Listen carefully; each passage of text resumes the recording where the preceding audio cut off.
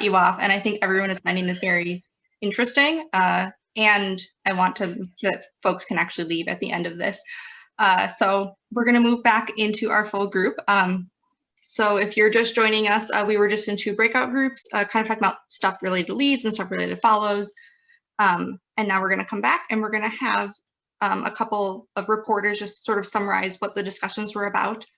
Kerian, can you give us a summary of what that lead discussion was like? I can. So some of the questions that we focused on in our breakout room, we talked about what are some teaching techniques or what you can do in your community to help bridge that gap. Some key points we talked about were firstly, having more people learn a portion of both roles. Not necessarily you need to switch roles all the time, but have a basic understanding of the opposite role. We talked about breaking down gendered expectations of who leads and who follows. So if you're able to, in your dance community, hire teachers to lead who typically follow, hire teachers to follow and teach who typically lead, or even having kind of a board of teachers and then pairing them as they would like for classes helps reduce the expectation that only men lead and only men follow and non-binary people don't exist. Sorry, I put that backwards, that only men lead, that only women follow, and non-binary people just don't exist. So those were a couple of things. Oh, and another one is have solo classes. Simple but key, making sure that each person in the partnership is responsible for the quality of their movement, is a competent enough dancer that it doesn't feel like either partner has to babysit the other, is important. Am I missing anything key there, other folks? I guess not. Cool.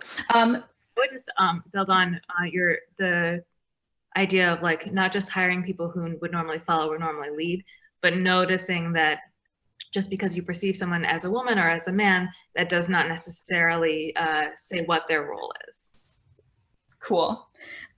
We also talked about what the definition of leading or following is in a dance. Some key things from that discussion were timing, kind of like, firstly, you're both responding in partnership to the dance, and responding, of course, to your partner and to music. Leads maybe just respond a little bit before follows do. As like that is an aspect of their responsibility, is responding a little bit sooner. Another idea was that leads initiate motion and movement. They are perhaps the initiators of a large part of things. And then whatever happens after that, you can thank your partner for, which was definitely described by the person who said it as incomplete. But is what he had right then. And we also had directionality and rate of movement can frequently be attributed to the lead. Anything on our description of leading versus following, folks, that I missed? Oh, one interesting tidbit, which doesn't help differentiate necessarily, is that at high levels, leading and following increasingly look similar.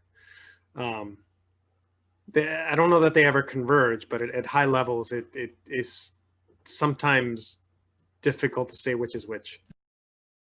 And Ruth particularly had a quote that was very amusing. If you want to tell us, Ruth. Oh yeah, sorry. It was practicing with Julie Brown, and I was like, okay, I'm going to try something. And then I was leading, and she was like, oh, that really changed. What did you do? What was your thing? And I was like, okay, I just tried to dance the way I dance as a follower, except I also led.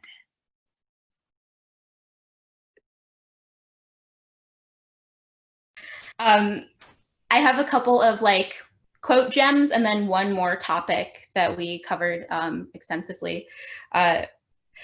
dance with the person you are dancing with, not the person you imagined, is a really great way to remember to listen to your partner and enjoy the dance with them and what they bring to it. We have this idea still that the leader is the one who makes a dance good, which is bogus.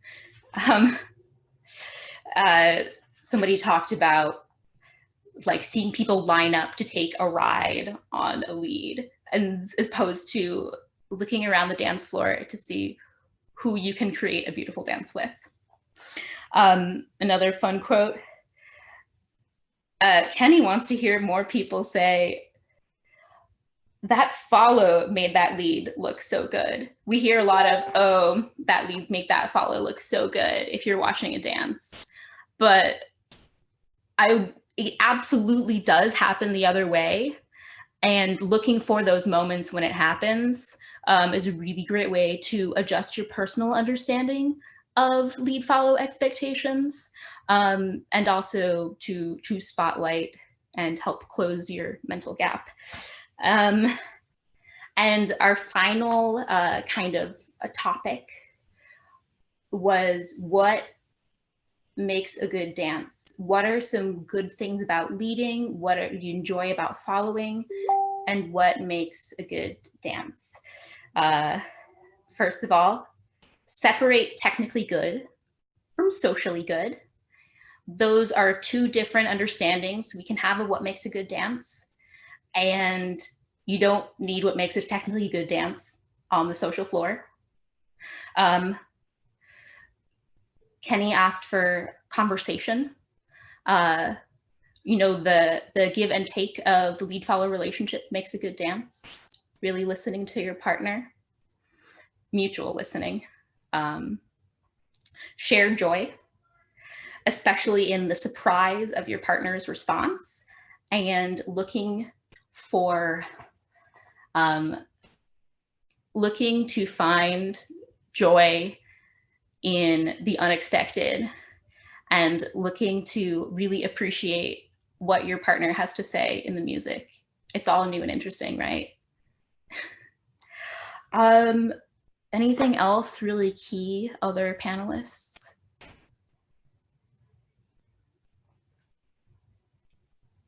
Okay, thank you, Kerian and Dan and Ruth for adding on. I think Dan added on, I can't remember anymore. But that was really great. So let's go to the follows. Jill, I think, was going to report back for us. Jill, do you want to summarize what this room was about? Yes. We talked about a lot of things. We covered a lot of territory in a very interesting discussion. So we started out by talking a little bit about the power dynamics inherent in the labels of leader and follower, and what those implied. And Dan talked about how he became more aware of some of those things when he was trying to teach in a different language. The language that we bring to it has some implications for how we think about the roles. And it came up later in the discussion around how dancers at one time talked about man, woman as the roles, and some dance styles still talk about that, very gendered understanding of the roles. But we kind of tried to get away from that with leader and follower, but it's not entirely disappeared.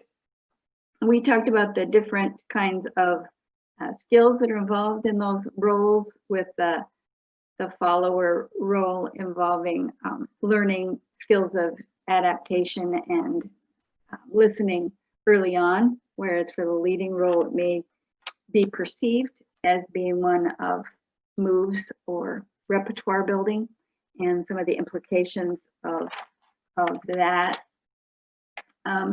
We talked a lot about something the other group was talking about in terms of the roles being a partnership and trying to meld two dancers together to be effective there. But we do still in teaching and learning still talk about the different roles. And so we had a lot of discussion about how we might think about supporting, seeing this as more of a partnership all the way through, and of thinking about how to build feedback and discussion about those roles into the process, so that that kind of feedback is not perceived as criticism. It's perceived as part of the learning process. We talked about some of the gender dynamics that are part of this process, the kind of perception that the leader, often male-bodied, is perceived to have power, but that we can also argue that the follower has a lot of power in the role as well in making choices about how to respond to the things that are being offered, and we talked about how to raise the bar for dancers so that they can be more supportive of the opposite role and not perceive power imbalances in the role. We talked about everybody needing to work on their skills, not just leaders, not just followers. Everyone needs to work on skill development through our dance career. We talked about we talked a little bit about doing both roles as a way to identify what you don't know, that if you're learning the opposite role, you start to learn some of the things that you didn't know, and that can be useful. We talked a little bit about the term hijacking and how that is perceived, that the implication that followers are going beyond their expected role, and that may be more about disrespecting the role of the leader, not respecting the different kinds of things that leaders are trying to achieve. It's not about expressing follower voice. So being clear about the difference between that expression of voice and so-called hijacking. We talked a little bit about something that Gray raised in the earlier discussions around whether, as we tried to teach followers to feel comfortable expressing themselves, we might have overcorrected. And so we had a little bit of discussion about how we can work on teaching skills in ways that enhance the skills of both the leaders and the followers. And we also talked about whether followers should follow what is led or what leaders think they're leading. There was a bit of discussion about that, and feeling that followers should feel reasonably comfortable about following what's led rather than what the leader thinks they're leading, and finding ways to make sure that, again, we build positive discussions around that so that leaders can learn from that experience of not having what they thought was going to happen on the dance floor. I have so many notes from the discussion. I'm not sure I can get everything in here, but we kind of ended around a discussion about not projecting blame, that making sure that what happens in terms of improving the leading and following dynamic is about mutual learning, mutual respect, about trying to have the kind of communication that is perceived as positive, and so that all the dancers are improving and working together to improve the partnership. So I'm not sure I got everything, but. Thanks, Jill. That was very thorough. Does anyone have any points that they want to add, or quotes, I suppose? I'm not sure if those were being recorded on our end. No, all right. Okay, so we have a few minutes left. We have some stuff kind of to say at the very end, but we do have a little bit of time to open the floor for questions. So audience members, you can throw these in the chat. Panelists and roundtable participants, we're really all panelists now. If you all have any other points that you want to make, or like reactions to what the other group talked about, you're also welcome to share those now.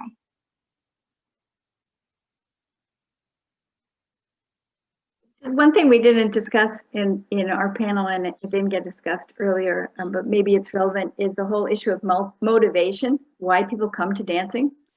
And I think that there's probably an argument to be made that for female-bodied dancers, they may come to dancing for different kinds of reasons. And I know this came up when we were discussing this panel before, that a lot of women, female-bodied dancers, have danced as children, and so they may be comfortable with dancing from an early age. We did discuss the fact that male-bodied persons may not feel comfortable. They may feel that it's not appropriate for them to dance. So they may come to dance for, I'll call it, social reasons.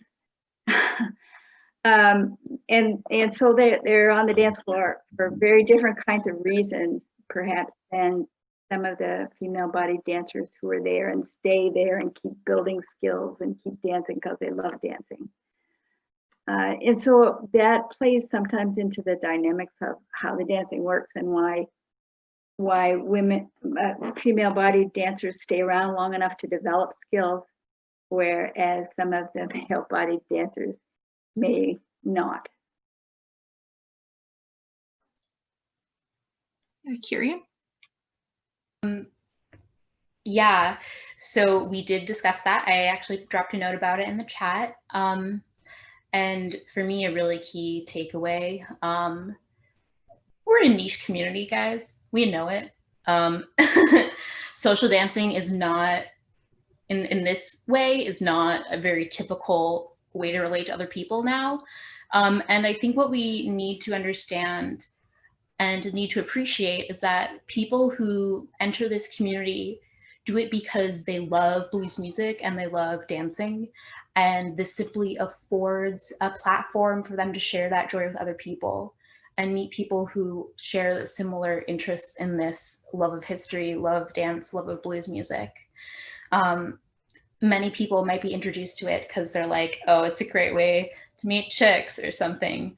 But those lasting community members are those that are here for a shared experience in something we all love and is a little nerdy.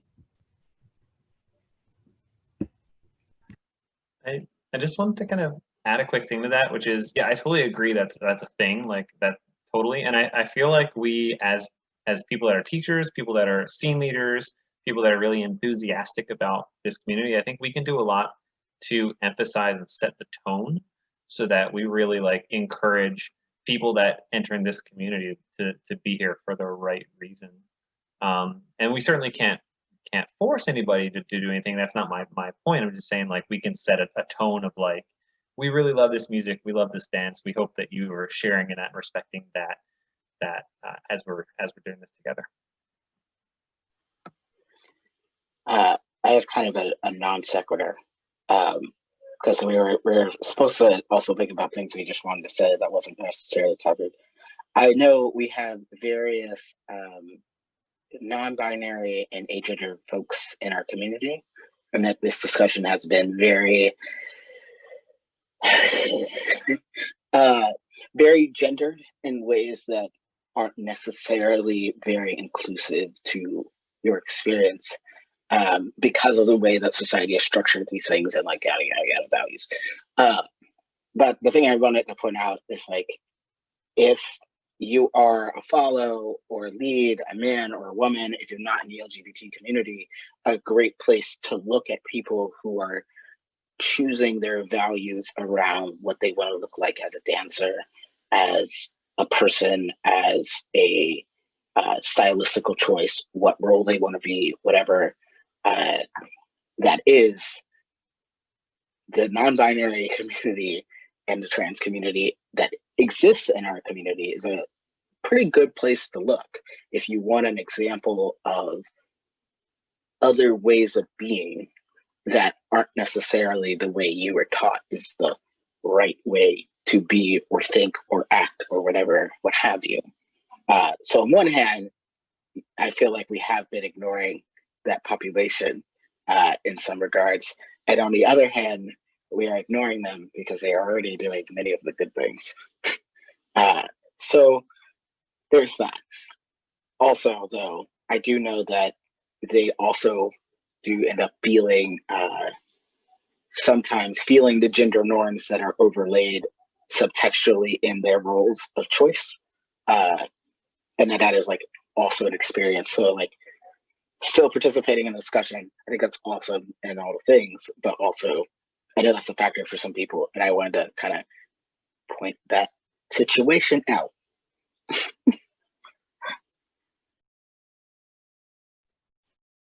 I have another non sequitur for the things. And I guess I think those of us who are coming to online events at this point in this year are very devoted to dance. And I think it's very easy to think of dance being this central focus point, whether it's your job, whether it's your hobby, whether it's your identity. I think for many people here, it's this way of life. And I don't think that that's the case for everybody. And I wanted to maybe bring up the idea, like we've spent a lot of time talking about a skill gap, right? That was kind of the theme behind this, but maybe a challenge, like maybe it's okay to not have everybody trying to get better and better and better. Maybe it's okay. Maybe one of the ways that we can address this is to create more space for people to come and find friends and dance well enough to enjoy the music and enjoy the person they're dancing with. And I think in a way, one of the things I would most like to see when we start seeing each other in human space again is finding ways to value the people who are there. Like sometimes I meet people and they're like, oh, you're so fancy, I don't know if I can talk to you, only because I'm more experienced in dancing than them. And then they're this fantastic, fascinating, amazing human who has skills in areas I don't have at all and knowledge I don't have at all. And if we could dismantle this idea that somebody who's fancy at dancing has more value in our spaces than somebody who's just there to enjoy the music and the humanity and the connection, I think that would be something I would love to see. That would be very exciting for me. I can echo that in the sense of, from the social dance floor, it should be social, right? We should be having a good time. We should be connecting in ways that are bringing us together, that are in spirit of the night and shared experiences, and then understanding that outside of that, there's opportunity for practice, there's opportunity for lessons. That's why we do the things that we do, but we shouldn't be shaming anyone, when they aren't. However, understanding like how do we all show up in those spaces, I think are also really key and important. And on all levels, right? If you are a advanced dancer in the sense of, since where your learning capabilities are and your skill sets are in this avenue, doesn't mean that you're always going to have amazing dances with everybody and all these things. We're all humans. I know for myself, when people ask me, if I ask them to dance and they're like, oh, I'm a beginner, one of the things I've gotten a habit of saying is I didn't ask your skill set, I asked if you wanted to dance, right? And I think if we kind of come in that mindset of like, one, don't put me at a pedestal, I'm not gonna put you on a pedestal either. I came here on a social dance floor because I like to dance and I like blues music and I want to dance with you. So let's dance and let's have a good dance and let's navigate that based on where we're all at to make sure that we're all having a good time within that. So I think if we kind of keep that in the forefront of our mind, especially on the social dance floor, and even bringing people into learning spaces, come and learn. I can attest to myself, like my most amazing friends and way my life has changed has been because I decided to dive deeper into the learning of blues.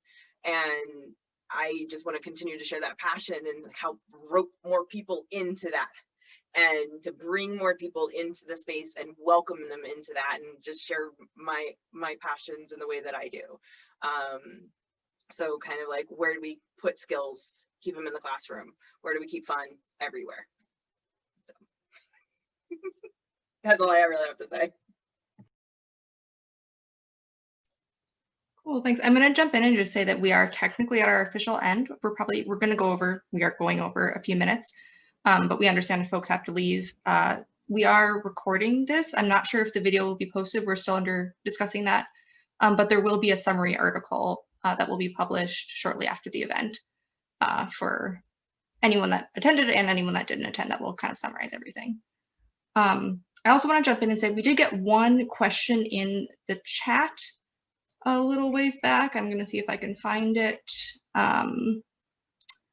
That I wanted to pose to the panelists. If you are leading beginner followers, what are some things you guys, like either as a leader or as a follower, would do to make that dance fun and enjoyable? Can I go first? Yeah. I think first off, take the pressure off of yourself to provide a fun dance for the person. Secondly, like, meet your partner where they're at. And ostensibly they're doing the same thing for you. But like, before you even decide what kind of a dance you're going to have, right? Check in with how your partner is moving, like how they're grooving. And similarly, like specifically for leads, like you'll ideally fairly quickly get a chance, a sense of what your partner's skill level is. And by that, I don't mean like a categorical, like 1, 2, 3, 4, 5 out of 5, right? Like, I mean, what are the things that they're going to be good at and enjoy, and what are they not going to enjoy? And like focus on figuring out what those things are and just doing them. That's sort of it, right? Like, okay, my partner is really good at turning. I'll give them turns. They'll enjoy it. Well, I should take it back. My partner's really good at turning and they enjoy it. I'll give them turns.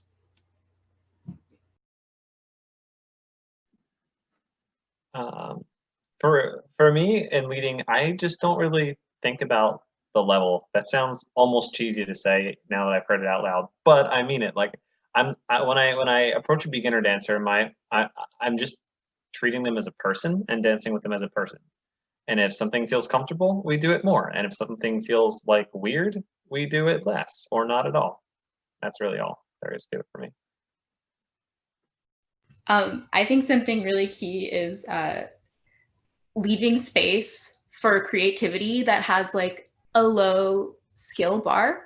You know, there are ways that your partner can express themselves that require like very little shared weight exchange, that aren't gonna necessarily affect you in the dance as much. Things like breakaway, things like open position, and also like really, this is so stupid, really clear basics, framing, and pulse. Really consistent. I mean, everyone says that all the time, but still important. So somebody asked where I follow. So kind of like think with what people are already saying is I meet my partner where they're at, right? So if I'm dancing with somebody that is a beginner, well, I'm not trying to like over dance them, right? I'm going to dance with them and really make sure like just in myself that I'm connected to them, that I'm really like staying in with what we are doing. And I still find my own ways to like express myself, but I want to make sure that I'm just connected with them and that I am like genuinely sharing my enthusiasm in the way that it's coming out, so that, you know, they walk away being like, even if it's like, you know, I only did these moves, great, I had a great time doing those moves. Like I don't want to walk away and be like, oh, you know, that was whatever. But again, I'm dancing with the person and whatever they're bringing to the table, and it's just, I just match that. And I think if we keep that in mind of like just be with the person that you said yes to, then let that grow within itself and keep sort of like, are we having fun, and you know, and are we also being safe in everything that we do? Then, you know, leave the am I doing all these things? Just show up and treat people with what you want to be treated and have fun. That's kind of the best way I can say that. I have a very concrete thing as a follower. I think that if I'm dancing with somebody who's less clear and they're leading, I try to give them complete clarity in my reaction to it. And I think that that is something that can be very helpful. I know when I'm leading and I'm not sure what I'm doing, if my partner seems to be very sure how what they're doing, it's very helpful for me. I think echoing what everybody has been saying, like being with the person, and for both roles, I try to notice what someone's hearing in the music. So I had an experience a long time ago where I was dancing with somebody and I didn't understand, I was following and they were leading, and I didn't understand why they were shifting when they were shifting. And instead of being like, well, they're a beginner and I know better, I tried to find what they were hearing in the music. And then I found a different part in the song that I was kind of tired of and knew very well, and suddenly gave it new light and I understood what they were hearing.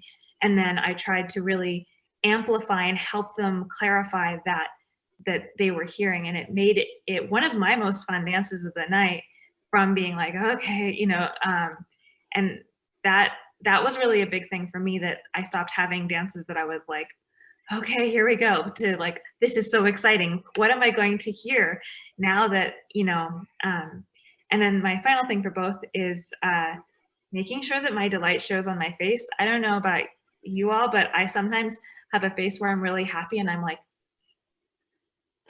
and it just doesn't look like a happy face for everyone. And so I try to like make sure that I can show my partner that I'm happy to be there dancing with them in that moment. I wanted to give a quick answer to, I guess, both questions. As a more experienced partner, what I try to do is make them feel like I care about them, like in summary, and that I'm here to have fun with you. And it doesn't really matter to me. Like, I remember being a new dancer, and it doesn't really matter to me about like your skill or your ability or what you're hearing or not hearing, but like, I want to have fun with you. I want to do silly things that make you smile, that let you loosen up to like have fun with me. I want to do the things that I normally do with my best friends in the grocery store that you might not know me yet, but now you're getting to see me. You're getting to see the warmer, kinder, more open version of me in this 3-minute dance. You really get to know me. And I have a quick story from when I was a new dancer.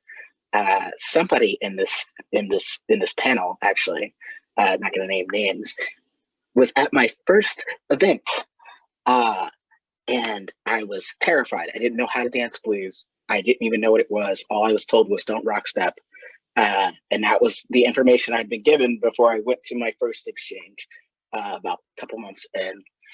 And there was this person, and they were like I could never dance with them. And they decided there was like a jam. And I was like, you know what? And before the weekend's out, I'm gonna dance with them. And it's last day. And I was like, okay, I'm scared. I don't know how to jump in. I don't know what I'm supposed to do. I don't know what's supposed to happen right now. But like, I really want to do this. I'm determined. And I like waited around for a long time as like everyone else went on their merry way.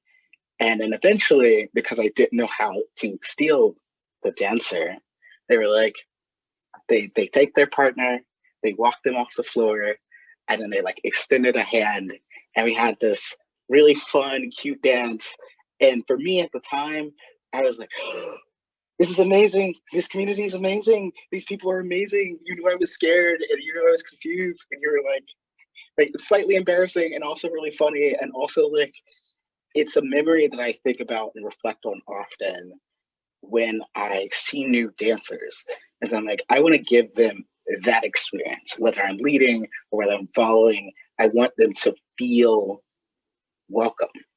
I want them to feel seen. I want them to feel like this is a place you're supposed to be, you want to be, and that you're going to have fun here. Yeah, I'd say the same thing as Gray, that I want to make sure that people feel that they really had fun in a dance. If I can't make somebody laugh at least once in a dance, I feel like a failure in that dance. So I think that is really critical when you're dancing with a new dancer, to enjoy the dance, to make it a joyous experience for people. Doesn't have to be super fancy. It doesn't have to be anything particular, but you can still make it fun. Well, I think that's a really nice note to end on. I want to thank all of the panelists for joining us, for sharing like some pretty vulnerable things about themselves and their dancing and their experiences. If everyone wants to give them, a virtual round of applause, that would be really great. You can also throw some compliments in the chat if you want. And we're ending on a hopeful note. I had kind of like a hopeful statement all planned, but I don't really think I need to give it because I think, I think everyone's addressed that. Like, there's some pretty serious issues in the dance community, and also like there's lots of people doing really great things to fix those things. And I think we've heard from everybody that we all have agency to affect these things, and I think it's a really nice sentiment to think about going forward. So we'll end there.